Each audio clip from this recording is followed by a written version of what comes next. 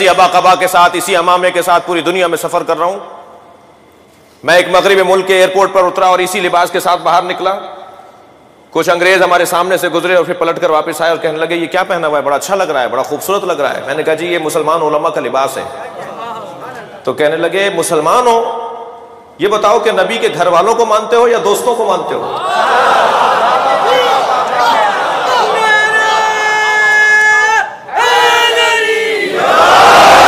میں نے کہا جی ہم گھر والوں کو ماننے والے ہیں. کہنے لگے پھر بہتر ہے. آپ لوگ ناراض تو نہیں ہو رہے مجھ سے؟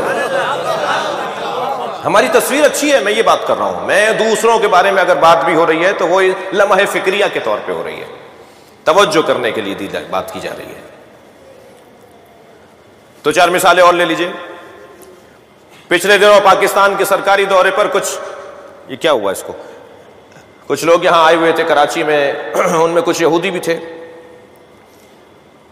تو انہیں جو کراچی کے سیر کروانے کی ذمہ داری سرکاری اہلکار جس بھی ادارے کے تھے، میں تفصیل میں نہیں جا رہا، ان کو ذمہ داری دی گئی کہ انہیں کراچی کی سیر کروائیے. تو سیر کے درمیان 12 اور 1 بجے کا وقت ہوا تو انہوں نے کہا جی ہمیں کہیں مقدس جگہ پر لے چلو، ہماری دعا کا وقت ہو گیا ہے. وہ جو مہمان تھے وہ کہنے لگے ہمیں کسی مقدس جگہ لے چلو، ہماری دعا کا وقت ہو گیا ہے.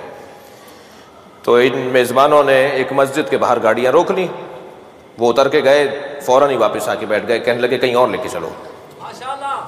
پھر ہم نے ایک اور مسجد کے پاس روک لی، پھر گئے اور واپس آ کر بیٹھ گئے، کہنے لگے کہیں اور لے کے چلو. تو وہ صاحب جنہوں نے مجھ سے نقل کیا وہ کہنے لگے میں نے ان سے پوچھا کہ آپ کو کہاں جانا ہے؟ آپ نے کہا تھا مقدس جگہ لے چلیں، یہ ہمارے ہاں شہر میں یہی مقدس جگہیں ہیں. کہنے لگے نہیں وہ جھنڈے والی مسجد میں لے چلو، وہ مارتے نہیں ہیں، وہ مارتے نہیں ہیں، وہ کسی کو دھکا نہیں دیتے، وہ کسی کو قتل نہیں کرتے، وہ کسی سے لڑتے نہیں ہیں.